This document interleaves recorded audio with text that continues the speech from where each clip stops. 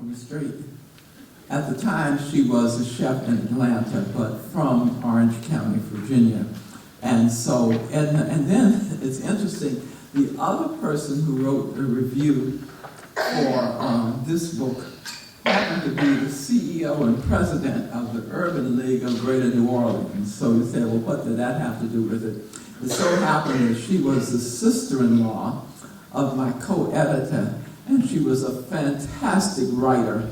And so she said, oh, I want to write a review. And what she wrote and sent us was so wonderful. So that's how she got to be and so what we did, often, like I said, you see the advanced reviews on the dust jacket. So we didn't have a dust jacket. We just put the advanced reviews on the back of one of the back pages of the book. For the church cookbook, the advanced reviews are actually on the back. And one came from a working chef, again, and culinary instructor in Washington, D.C. One came from Dr. Maureen Elgersman Lee, who was at the time chair of the history department at Hampton University. And then the third was from a local museum curator, who's curator of our local Essex County Museum. And so those are the people we got to write the reviews. And we gave them review copies of the book. So at that point, we had all of the pages in a loose leaf binder. That was a review copy. That's what the reviewers had. And then that's also what the proofreaders were working with. And so the many, many proofreaders that we had involved. Social media is a thing. With the last cookbook that I did, social media was full-blown, perhaps not quite as it is right now, but we were able to utilize social media, something that hadn't existed with the earlier books. Consider a discount for pre-publication sales. So we did that in an attempt to get people to go on and buy and get a little savings so we know how many to order. And then consider a gift with advanced sales. At a point, we did a little Christmas ornament that looked like the cookbook. We had a bookmark. We had a magnet, different little things that were gifts for people. And then we had competition among family members to who could sell the most books. And those people who sold the most, maybe the top 3 salespersons, got a prize of some kind. And then planned an event. We unveiled a couple of the family reunion cookbooks at family reunion. Actually, the cover of the book was on an easel, like a piece of artwork would be. We had it blown up as a big poster, and there was a big reveal when the cover was revealed. And then, of course, we had foods from the cookbook. For church, you'll see that we did a dessert event of desserts from the cookbook. It was at Christmas time. And then in each book that we sold, there was an order form. And many people saw the book and decided to order again and again for family and friends. And then you want to make yourself available. Book signings, book talks, holiday fairs, festivals, any other author events, and I'll show you some of those. And these were just the advanced reviews. And what we did is the advanced reviews were of some length, but then we printed excerpts from the advanced reviews on the order form. So that your order form just has, not since Edna Lewis, and Edna Lewis's In Pursuit of Flavor, or Verna May Grosvenor's Vibration Cooking, have I been so moved by a cookbook. So that's just one sentence from what Chef T says in his several sentence review. And of course, this is just the top of the order form, but it gives you the features of the cookbook. And this is an order form for the second edition of Help Yourself, There's a God's Mighty Plenty. And so we sent those far and wide. And then we used the family reunion newsletter. Here you have Family Cookbook makes excellent Christmas gift. And I think it was with those orders that we offered the Christmas ornament that looked like the cover of the cookbook. And then the other newsletter said, "Our cookbook wins national award." I'll show you about that later, but we used all the vehicles open to us to publicize the cookbook. And these are some of the promotional items. Of course, that's a little fan in the center. You have the bookmark on the right, and the first three items were used with the first publication. The bookmark was with the second edition. And this thing right here is actually a glass paperweight. And so that was a special piece that I think those were given to folks who sold the most cookbooks. So maybe 3 or 4 of them. Of course, my mother learned to peddle cookbooks from her car, even at Walmart. And so she was number 1. And so I have, of course, I made those paperweights, but I have hers. It's just there. And this was a magnet, a refrigerator magnet. And then the tree ornament looked very much like that as well.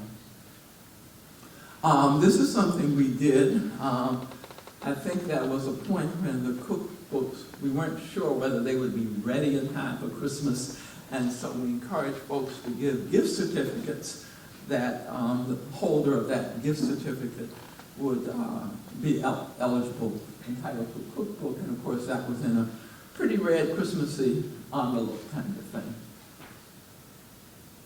And this is a rollout. We did, the church cookbook came out at Christmas time, and so we had a dessert event that was the cookbook rollout, and we had desserts from the cookbook that were served for that dessert event. So that was a big, and actually the newspapers covered it. Because in a rural area, it's a little easier to get newspaper coverage on some other things, but then we were successful with the daily papers as well. And this is actually a cake that is, I mean, it's all edible, it's all icing you're looking at. And so that was for the rollout of the second edition, and that was at Family Reunion, the second edition of the Coffin Brooks Cookbook. And then we've just had, and this goes back, you can see I didn't have any gray hair visible then, but we actually had, for this first cookbook, we had articles on the front page of the food sections of 3 different daily newspapers: the Norfolk, Virginia Journal and Guide, the Newport News, Virginia Daily Press, and the Richmond, Virginia New Times Dispatch. And so that was the article that you see was the front page of the Daily Press in Newport News, Virginia. And then this was a couple of cousins of mine. This was the front page of the Richmond Times Dispatch when the Coffin Brooks Cookbook came out, and that was the first edition in 2000. And this is a Journal and Guide, which is a weekly black newspaper in Norfolk, carried all these recipes from the cookbook. And then this is actually, I did a talk at the Manassas Museum. Manassas is a town in northern Virginia, about 30 miles south of Washington. And the Washington Post covered that. And this was right after Katrina. So one of the things they wanted to talk about is preserving recipes in the face of natural disaster. And so the Washington Post covered this. This was the photograph they took. But actually the article was, they put it out across the country, and just recently I realized when I was looking on newspapers.com that this was, I found it in a Honolulu newspaper, and so the Washington Post, whatever that arrangement is, I don't know if it's AP or UPI, but however that went out from the Washington Post, it says this was in a paper, I don't know where it was, but it says from the Washington Post. And then this was something I wanted to share with you. We talked about not having the recipes. So the food editor, a woman named Lois Mahoney of the Times Dispatch in Richmond, somebody I knew, and she called me. She was doing a piece for Mother's Day on mother's recipes, people's remembrances of their mother's cooking.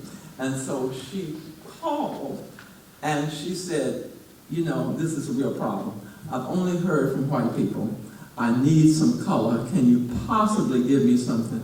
And I said, Louis, I am on deadline for multiple things. I just don't have time to do it. So I said, well, what about somebody's recollection of their grandmother's cooking? So she said, oh, that'll be fine. Well, I'll see if my daughter has time. So in about 20 minutes, my daughter, turned out this marvelous essay called Queen of Pie Crust. And she says, you can have your joy of cooking, but I'll take my Gladys White any day.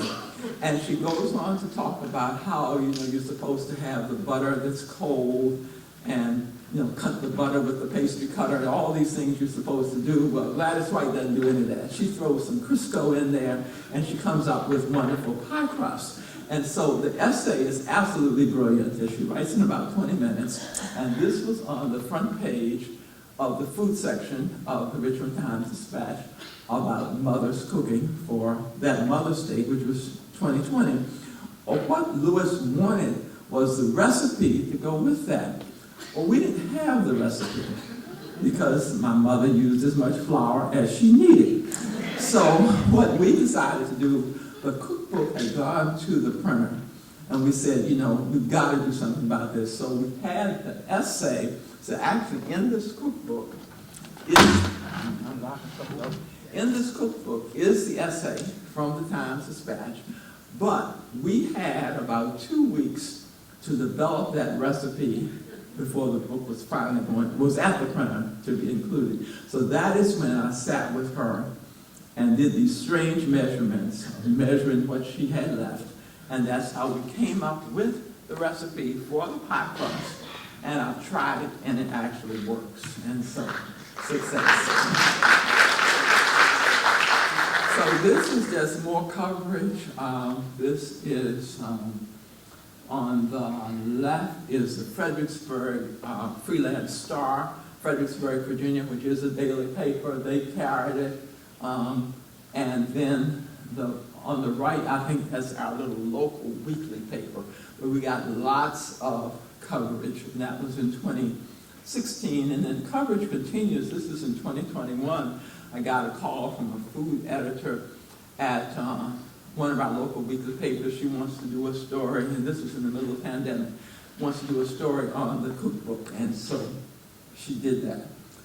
Something else we did in terms of author events, now, many of you may be familiar with the Congressional Black Caucus Legislative Weekend, which has been held, it was like 2 weeks ago, held in Washington every year since 1971 or 72, and it's now grown to pre-pandemic. There were probably 15,000 to 20,000 people who would attend, and I think they're building back up.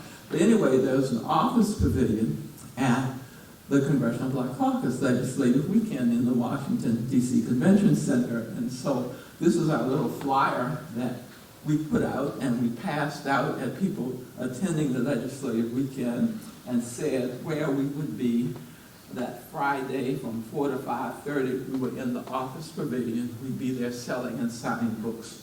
And so that was very successful. I think we did that a couple of years. And this is an article from our family newsletter. And so you see several family members, several of us, sitting around at the table. These are my cousins, and there I am, and there I am. And then this is Howard Dotson, the chief of the Schomburg at the time, who was signing a book for this person here who just purchased a book. So we were able to promote the book broadly. This is an author's event I was doing, I think, at a library in our region, the Lancaster County, Virginia Public Library. This was another author event. I was selling both cookbooks at one of our local newspapers. And then this was an artist pavilion at a summer arts festival. Again, I actually was reading, because they said people are doing readings from their books, and I said, well, I don't think I would read a recipe. And they said, but you can read some of the anecdotes. And so that's what I was able to do, and they were of some interest. And what you want to do is offer your cookbook to the permanent collections of libraries, such as this one, museums and archives. And then also see if those institutions will sell your book in their gift shops. And so this is just a piece I took from the internet. So this book is in the permanent collection of the Schomburg Center for Research in Black Culture of the New York Public Library. It's also, the Library of Virginia has it, our local libraries have it, and we probably should consider offering it to others as well. And so this book, you can see this is the book, the gift shop at the Essex County Public Library. So at this point they were featuring our book. And then they did even more. So this is their Facebook page when they were featuring it and saying it was being offered for sale. And then we turned around and somebody else had it on their Facebook page, what's going on in the town of Tappahannock. And then I even had a friend who makes a dish from it, and then she published it on her Facebook page with the dish, and she talks about the cookbook. So, social media, I don't do Instagram a lot. I've had an Instagram account. I don't use it, but my daughter and others have shared it on Instagram. And so at the time we did this, the Coffin Brooks Cookbook, the McElhenney Corporation, which is, those are the people who make Tabasco sauce, they gave an award for community cookbooks. And so we were just absolutely delighted to get that award. And so that is 2000 for Help Yourself, There's a God's Mighty Plenty. And of course we were in the running with lots of junior league cookbooks. And of course the junior leagues all over, I mean, that's what they do. They were very, very good at that. And so we were delighted. And then this is my appreciation from my family. And they said, beside her who conceived and a cookbook was born, White Family Reunion 1990. And so I was appreciative to them for that.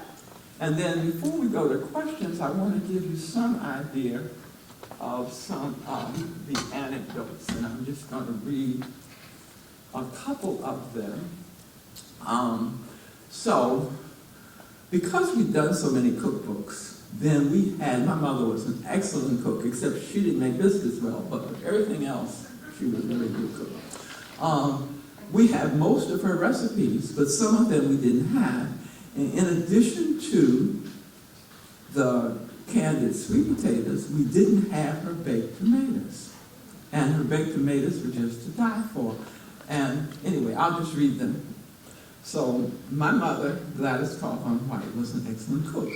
We are fortunate in the process of creating 2 family cookbooks, we were able to record most of her recipes. However, we did not capture a recipe for baked tomatoes.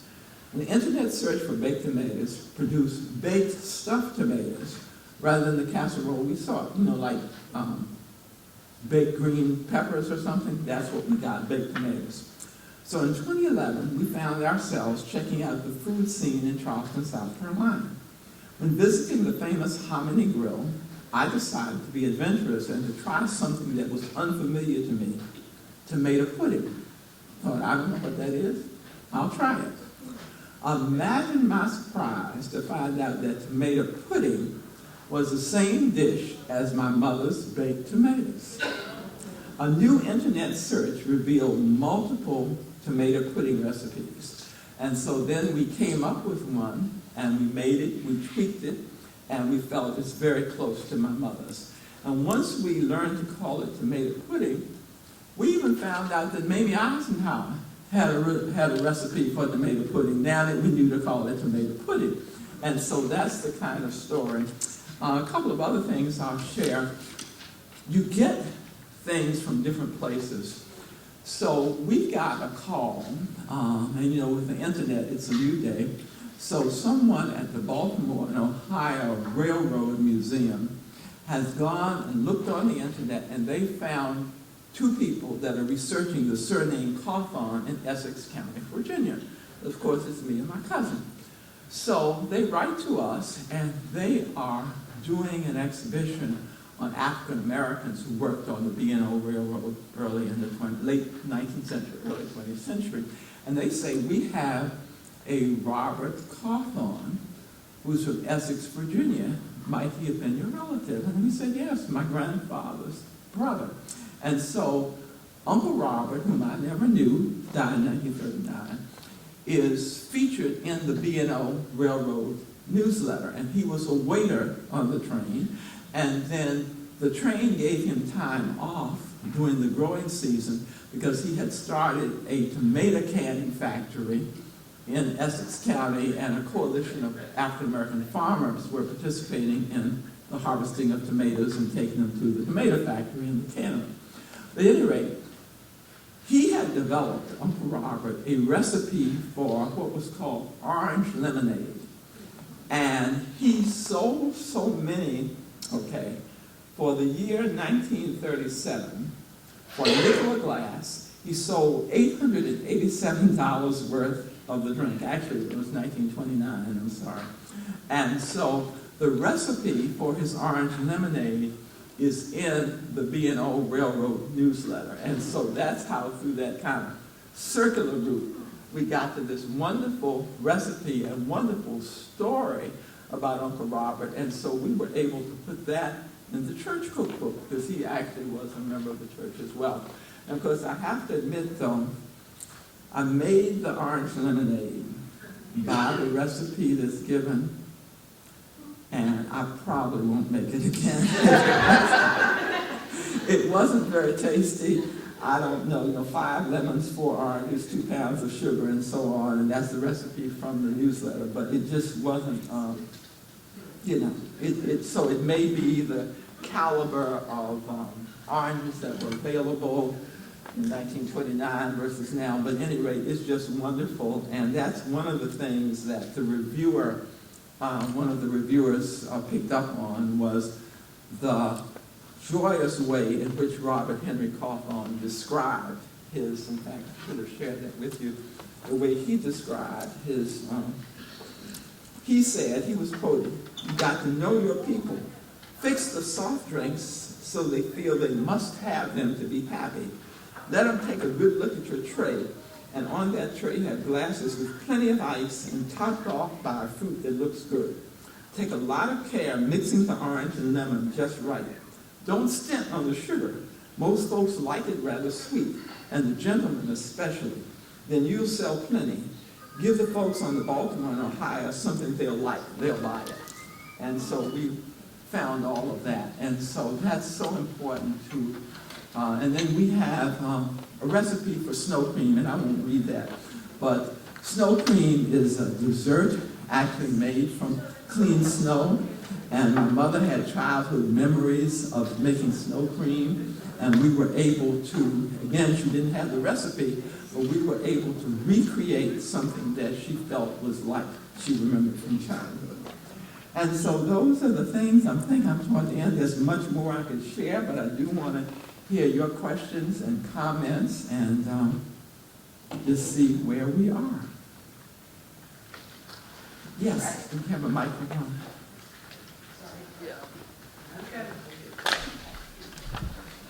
Thank you again for sharing so much of your history, your family history, and especially cookbooks. I noticed on the list of all the groups that you said, the teams that you needed, I didn't see a test kitchen. Didn't see a what? Test kitchen. So were any of the, did you test the recipes to make sure that they flowed in a way? We did not have the wherewithal to test the recipes. And so we make that clear in the introduction that these are not tested. But what we did do is we had food knowledgeable people. Like somebody gives us this small amount of tuna fish they're making, and it's got a tablespoon of salt in it. And so those kinds of things we corrected. But no, we did not have in any of these ventures the wherewithal to actually test the recipes. Now, actually, the Washington Post did, when the Washington Post carried that story after I did the talk at the Manassas Museum, they carried about 4 recipes in the Post, and they tested them. And apparently they came out okay. But no, we did not have the wherewithal to test. And this was more a comment.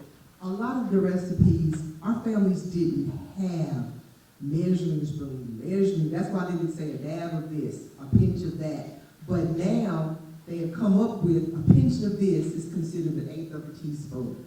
A dab of this is considered so many teaspoons. So now when you make recipes and it says a pinch of this, they've equated it to what is considered a pinch to make it easier. Because a lot of the recipes, your grandmother would say, oh, I'll throw in a pinch of this, I'll throw a handful of this in, and you know, and it's like, when you try to do that now, you know, a handful could be some of anything. So they'll say a small handful to a large handful. The small might be a half a cup, large might be a cup, cup and a half. And that makes it a lot easier now to interpret those recipes that our grandparents used.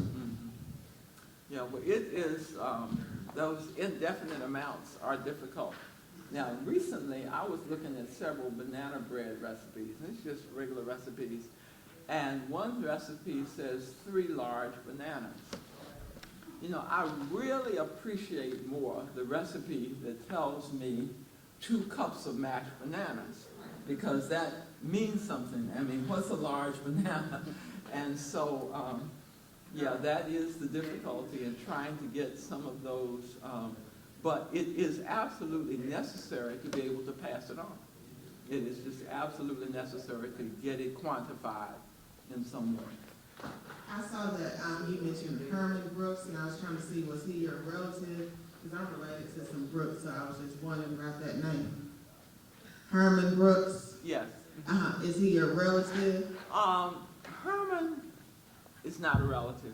Okay, so the deal is that 2 of my grandfather's brothers, whose last names were Cawthorn, and one of their first cousins married 3 Brooks sisters. So there's this Cawthorn-Brooks connection that will go on forever, because 2 of those, one didn't have any children of those unions, and so there are 2 sets of people, one huge, that are Cawthorn and Brookses. And so that's how those groups came together and started having family reunions. And of course, the thing about it is that never, the people who named the reunion, the Cawthorn-Brooks reunion, really did not understand family history, because 2 Cawthorn brothers married Brookses, but the other Cawthorn siblings married somebody else. So it should have been Cawthorn Robinson, Cawthorn Smith, and so it never should have been called Cawthorn Brooks. And when Herman and I, and he's the retired colonel that I mentioned, he's my co-editor, when we got it, we said, okay, the marriage between Besida and Herman should never have taken place, because this never should have been called the Cawthorn Brooks reunion. But it was too institutionalized by then. One thing we could do about it some 25 years down the road, so we had to continue with that, and then in our narrative explain what the real deal was. But no, so Herman Brooks was on the Brooks side, I'm on the Cawthorn side, and neither one of us were in that middle group of people that were related to both. And so, but because both families come from the same part of Essex County, then there are a whole lot of intersections and interconnections in addition to those 3 marriages. That Brooks surname also belongs to the ancestors of Minnie Jean Brown Trickey. Yeah. The ancestors of Minnie Jean Brown Trickey and Phyllis Brown. Okay. The Brooks name is on their ancestral tree. Okay, so all right. Yeah, so there may be that connection. we find Brookses, and of course we were talking last night that I was saying that at least 30% of the African Americans in our part of Eastern Virginia, 30% of those born for about 50 years in the middle of the 19th century, 30% were sold to the plantation South. And so we have all these relatives, those of us from Eastern Virginia, have all these relatives in Arkansas, Louisiana, Alabama, Mississippi, Georgia, South Carolina, and you know, we know that our folks were sold during the domestic slave trade, but then the ancestry and 23andMe and all those DNA connections actually show it in full view. Hi, I just wanted to thank you for a really inspiring day. I kind of came in not exactly knowing what to expect, or what I would get out of it. And I just see so much synergy with things I've been thinking about doing to honor my mother and other descendants of my family, and things I wanted to do for other reasons. And I just see the culmination here based on your presentation. So my questions are really technical, but I just wanted to first say I am so fully inspired. And my technical question is, are you the author or the editor Am I of the book, of the cookbook? I and, am. And if so, like, what's the difference, or how did you come to the determination to be a single author? I am the editor. You're the editor. In Because fact, there's- what we called it editor because we edited what people sent. So with the very first cookbook, the White Family Cookbook, I'm styled as the editor, and my aunt was the assistant editor. With the Cawthorn Brooks Cookbook, then Herman Brooks, the person we just mentioned, and I were co-editors. And then when we did, and it's so sad, Herman Brooks dropped dead of a heart attack 2 weeks after this book went to the printer, so he never saw it.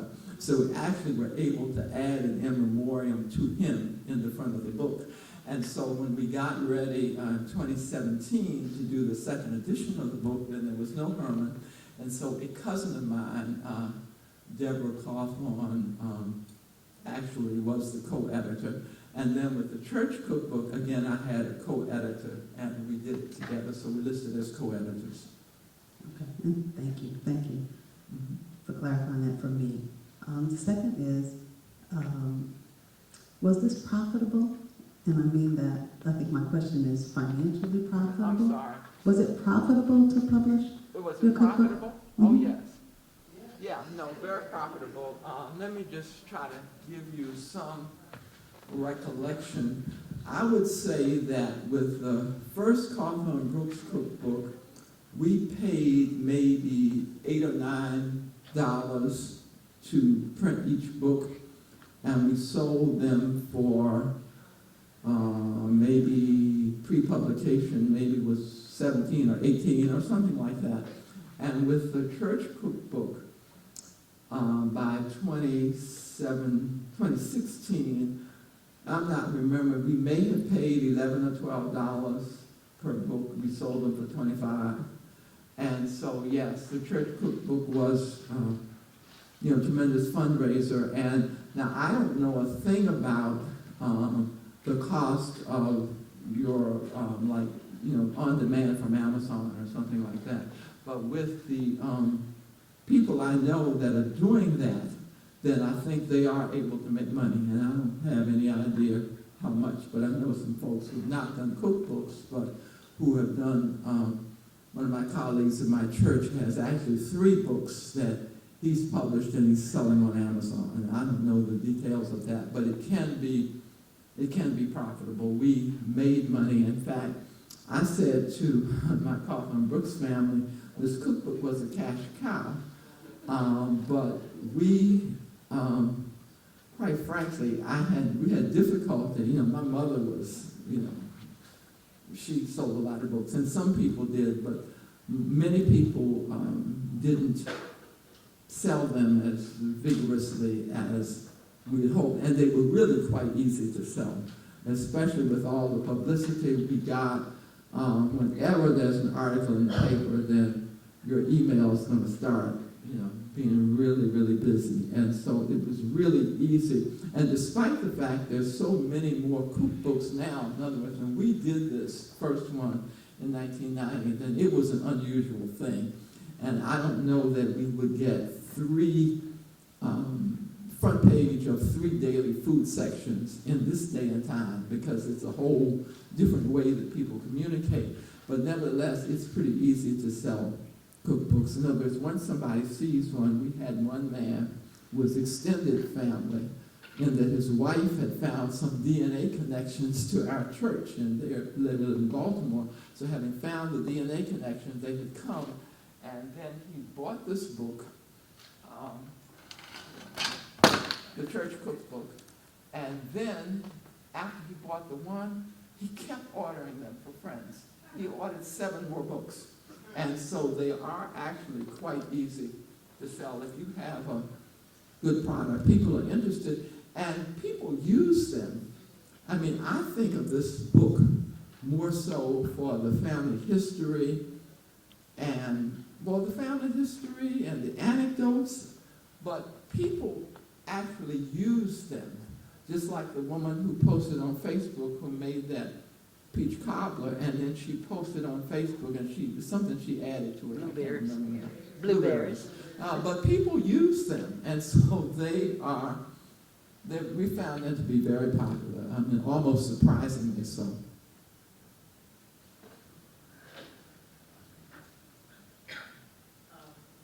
Good afternoon. My question is, it's more general. It's not really cookbook related. It has to do with the whole day. So number one, I'm a baby of the 80s. So in your first session, what is smelling salts? I didn't catch the any. What is the what? The smelling salt. Smelling salts. What are smelling salts? Smelling salts. Okay. Smelling salts is this, let me make sure the mic on.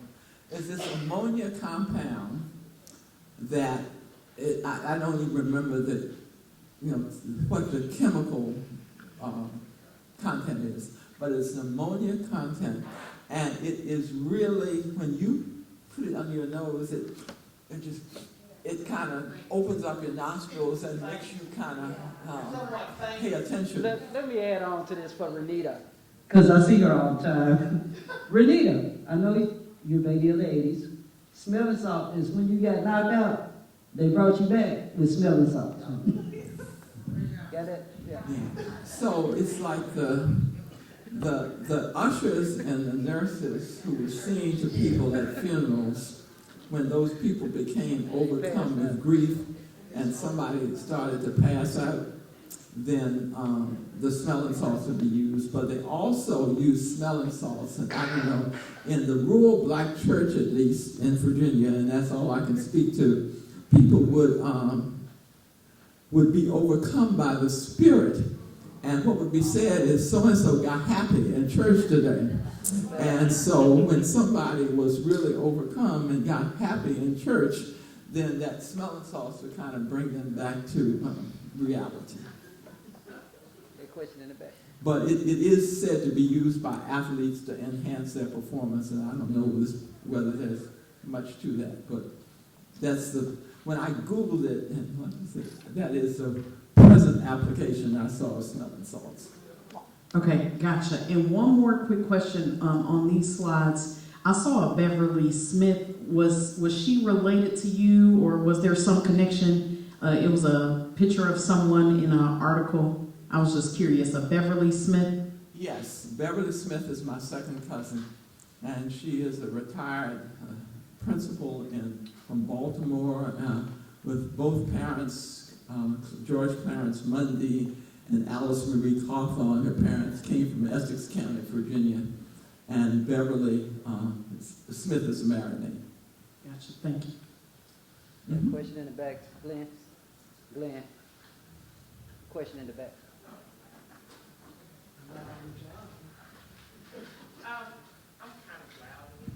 No, I need the microphone. My ears ain't loud. Come on. Good evening. No. My son attends Elizabeth City State University, which is in North Carolina. And he's an athlete, but his major is nutrition. And in his nutrition class, they were told to get your book, one of your cookbooks, and dissect the ingredients in the book. And so what he did was solicit the knowledge of his oldest sister, who helped him with his essay of how spices and different things were brought from Africa over and how people used different ingredients to cook. And he actually called me for some information that I would not give him because it was his paper to write. And today I'm discovering in the back of your book you have a boom listed. And we visited North Carolina, and I wanted to know, how is that person related to your family that's listed in the back of your recipe book? Did you say Boone? Boone, B-O-O-N-E. We Yes. have relatives in Fayetteville, North Carolina. Okay, so one of my second cousins, Audrey Morton, from Franklin, Virginia, married Lemuel Boone.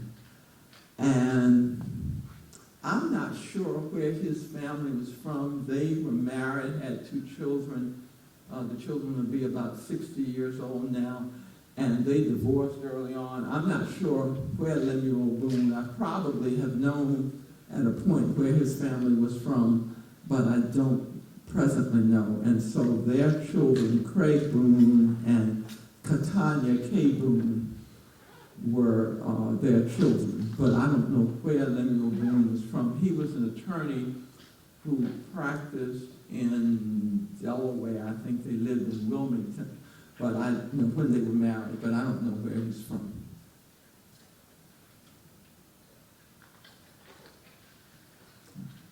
I just wanted to ask you, as an attorney and a Microphone.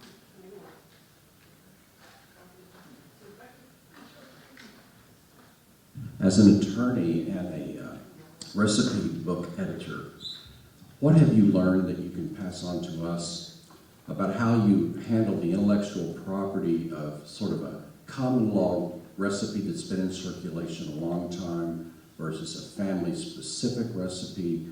Like, what have you come across as you've explored your inclusion of these various properties, if you will, in a book that's just intended to communicate to others and that you've allowed republication of in various news articles? How do you, from the front end, sort of take a posture of protecting your own safety from litigation with respect to recipes? Yeah, that's a good question. Number one, I'm not an intellectual property specialist. This is the first thing with that disclaimer. There seems to be, and this is not really giving a legal opinion, but there seems to be little issue with those recipes that are passed on in terms of, now if you duplicate, I actually duplicated a recipe from Spoonbread and Strawberry Wine, and Norma Jean Darden is a friend of mine, and I asked her for permission to duplicate her recipe. I probably wouldn't duplicate a recipe from somebody, although I don't know that there's, much intellectual property claim, but I probably wouldn't duplicate a recipe and say, this is Julia Child's, whatever. I'm probably not going to do that. But in terms of those things passed on, in terms of our protection, then our copyright, we feel handles that. Although it's not, I guess we would be distressed if someone took this book and tried to use it for their own financial gain. That we would not be happy with and probably want to try to do something about it. But to the extent that we do this work to preserve these components of our culture, then to that extent, we're happy to have somebody replicate it and use it and pass it on. But if they are, using this work we've done to... It's a little bit like the music industry and sampling. How much of a sample can you take with a whole enchilada? Yeah, I don't know the law in terms of recipes. I really don't. I suspect that there's little, just from what I've picked up, but it's not something that I have ever, like I said, presented with in terms of not using somebody's exact thing. And then, we are not so concerned about somebody using ours unless they're trying to make a tremendous buck. If they're trying to make a little buck, we probably aren't too concerned. But if they're really trying to capitalize on this that we did to preserve the culture, then we would be concerned. But it's not something that I know a whole lot about. This is to go back to the earlier conversation when you were talking about building a legacy of your family family memorabilia and things like that. Have any of your documents ever been, or can the Library of Congress, do they still accept, or is that just for military or things like that? Like anything in your family to help document your family's history or historical, anyone's family in the Library of Congress? Because I know they were collecting memorabilia for military families and things like that. So I'm wondering, is this a artifacts can be added into the Library of Congress, or that may be a question for Rhonda or someone else. I'm not just asking. I'm afraid I know nothing about the Library of Congress initiatives. I am not certain about that also. I would suggest starting locally if you're trying to get someplace to collect your family information, and it all depends on how it's presented. If you created a book that tells your family history, yeah, you want that in the library or in the archive. But if it's just documents that are easily obtained online now, no, because it's not organized in a function in a way that we can use it. By the way, I see we're at the end of our program. Before you all leave, I wanted to say a couple of things. There was a survey. There was a sheet on the table that had a survey in it. All the paper copies are gone, but there's still a QR code you can use, or you can email Heather, and you should have her email because she sent you all a reminder about this workshop. Email Heather and she will send you the link to the survey. We do ask that you fill out the survey sometime in the next 7 days because we want it back, because we start planning for next year as soon as we get those back, or start getting those back. So we need to know your feedback so we can prepare for the next year. And we appreciate you giving us your input, number one. Number two, we had some folks not show up today that said they were coming, so we got some extra lunches. So if you want to take a dinner home and there's still one out there on the table, take it with you. Number three, understand that those people that were outside working those tables came with their own free will to share their information with you. And so if you didn't get any information, grab some, or if you're thinking about joining one of the organizations, do so, because they grow when we grow with them. At least attend some of their events or something like that. And Oggs and Pack, they got a big table out there with a lot of big posters. They're getting ready to work on the second stage of Project 365, so you'll hear some more about that in the near future anyway. But get organized, get involved in your local genealogical societies and in the community in general, because just being involved gets you more information, and it tells you and shows you things I could never show you. Because there's some people in here that are more knowledgeable than me when it comes to laying that stuff out on the computer, because I'm lazy, I'm not trying to learn all that. But I'll get you started, because I do basic genealogy. But we can help you push through to that next level, and you can take off and do what you need to do with it, because I trust you to be smarter than me on your family. Okay? And again, I appreciate our speaker. I'm glad you all gave her a warm Arkansas welcome. And I'm adopting her as one of ours. She can't never say she ain't from Arkansas, but she ours.